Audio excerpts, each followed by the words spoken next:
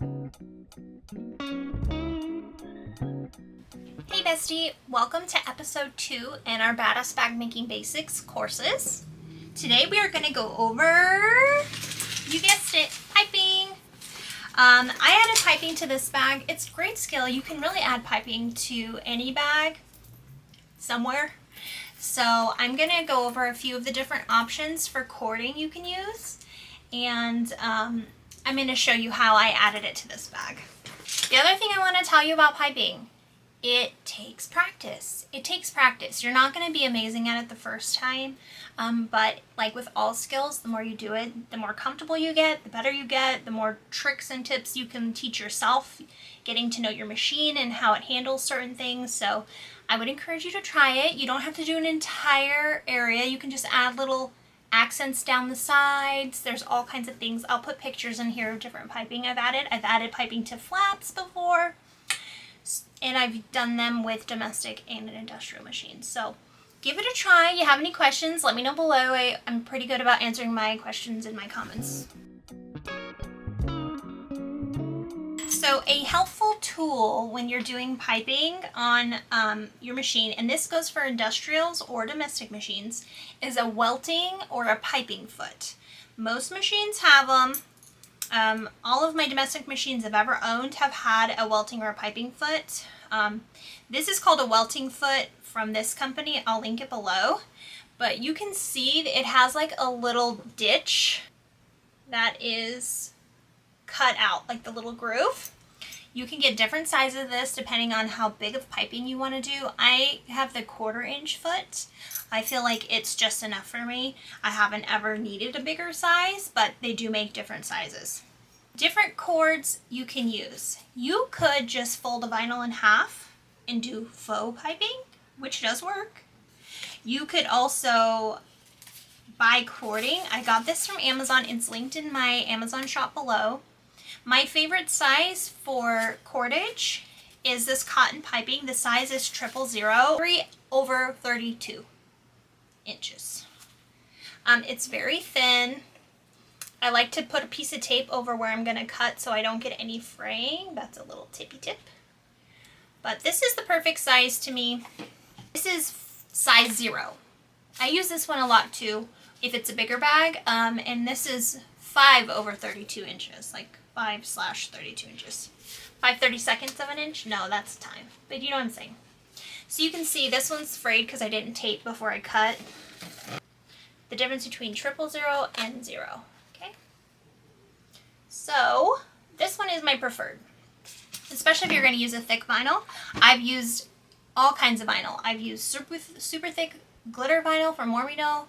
I have used very thin. This vinyl right here is basically a domestic vinyl. It's very thin. I don't know if I could use it on an entire bag for my industrial machine, but you can see it makes beautiful piping. I'm also going to be doing this as vinyl piping. You can use woven if you want instead. You could use ripstop. You could use waterproof canvas. There's no limit to what the material is. You just have to get your sizing measurements right. What I mean by that is if I am, for instance, using my 000 cordage, I like to make my piping vinyl casing, but it could be whatever, waterproof canvas, woven. It'll be 1 inch wide. And that is when I have a 1/4 inch seam allowance to attach it. But if you like a little bit more wiggle room, you could make it 1.5 inches wide, and that'll give you an extra 1/4 inch on top of your 1/4 inch seam allowance. So you basically have a 1/2 inch almost of material to sew into your seams, and then you can cut little snips if you need to. I don't personally. The vinyl I'm using today on this tutorial is stretchy, so it's another thing of knowing your materials. But if you're using something like a cotton woven and you haven't cut on the bias, go ahead and trim a little in the seams. You'll see. After you've cut your length of binding that you like in the vinyl casing with the right size for your seam allowance on your project, you're going to go ahead and encase the binding inside of the vinyl casing. I like to use clips and go ahead and clip this in. We are going to baste this vinyl casing wrong sides together just to make it easier to baste it onto the exterior portion of our bag. So go ahead and complete that.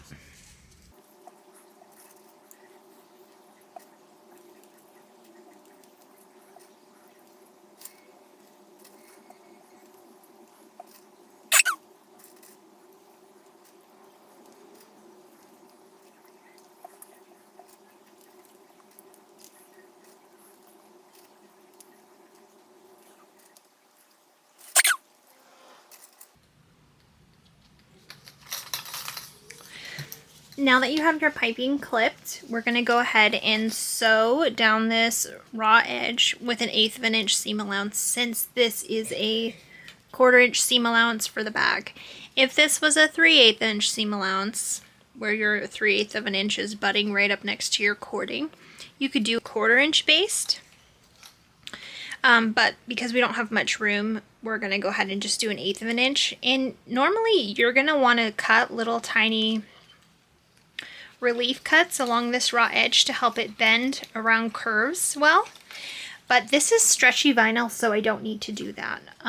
If you're not using stretchy vinyl, I suggest giving yourself a little bit extra of a seam allowance on this side so that you can cut those relief cuts. It'll be a little bit more difficult because you'll have overhang over the exterior side of your panel that you'll have to trim down, but it will make it easier to bend. But we're just going to go ahead and baste this with an 1/8 of an inch seam allowance. I'm going to use a longer stitch length. You don't really need it super tight. This will get hidden in your seam anyways. And just merely make sure you're not doing a 1/4 inch, because you will see that stitch line then when you are doing your final assembly of your bag.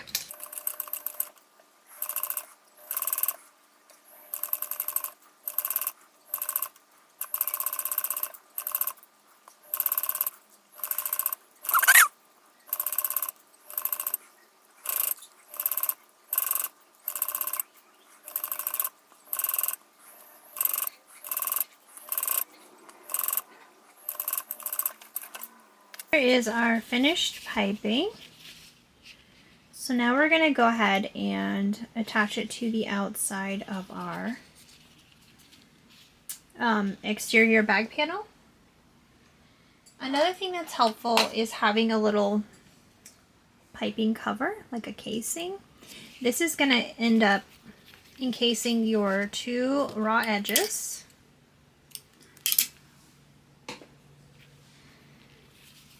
So we'll end up butting them up together. And this goes on top and just wraps them around, okay? It just covers it. I like to take this casing and singe the vinyl so it's not all fuzzy. So let's go ahead and attach this to the exterior panel. To attach our piping, I have my exterior here. I'm going to go ahead and take my piping cover. This piping cover for this size piping is 1 inch by 1 1/4. So it's 1 1/4 tall, 1 inch wide.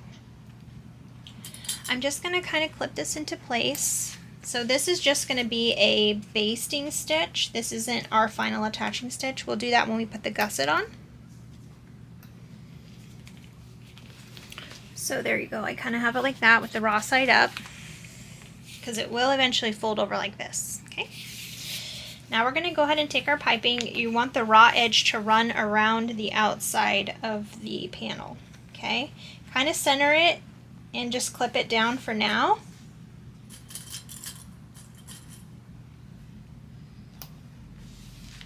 And you're just going to go all the way around. Now when you're at these curves right here, I have stretchy vinyl, so I don't really need to worry about cutting relief cuts, but if you didn't, around the curves, I would do little tiny snips that are less than your final seam allowance, okay? You don't want to cut all the way up to your seam allowance, but you do want to go ahead and this is stretchy vinyl, like I said, so I'm just going to clip it around.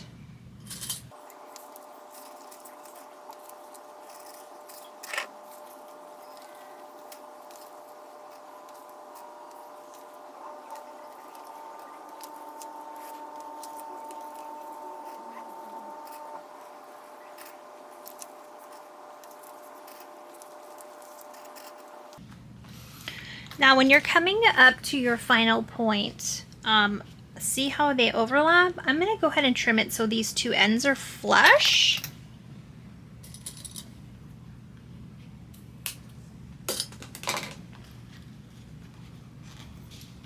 And then what you're going to do is fold over the piping cover, the casing, like the final cover here. Fold it over, flip it on the back side, and make sure it's lined up. You're probably going to have to trim a little if you got it off, but as long as it's big enough to go around it, you're good. Okay. So there, now it's attached with clips. Now we're going to go ahead and baste it on to our exterior panel. I'm leaving foam in my seams. It's totally up to you if your machine can handle it. So let's go ahead and baste this on, and I'll come back and show you what it looks like when it's done. So now you're going to want to go ahead and trim this overhang here. And then you can continue on with your bag as you were. I'll go ahead and show you when I'm using my piping foot to attach this. As you can see here, I've changed to my welting foot or a piping foot. It has a channel right over here, partially on my middle toe and the outer toe, that the piping can glide through without the foot falling off on either side. This is what we're going to use to attach the piping onto this bag. I've already basted it at 1/8 of an inch seam allowance. It's pretty thick because I have foam in the seams, but you can kind of see in here what it's looking like. So as we're basting, we're going to be putting our gusset on the table, okay, and we're going to roll around like this. So this is going to be at my seam allowance of 1/4 inch, which is nice because it lines up right with this edge of this foot. So I will go ahead and attach it and show you how it looks, but you're going to use it just like any other foot. It just doesn't fall off the side, and the stitching should go right up next to that cord inside of your vinyl casing.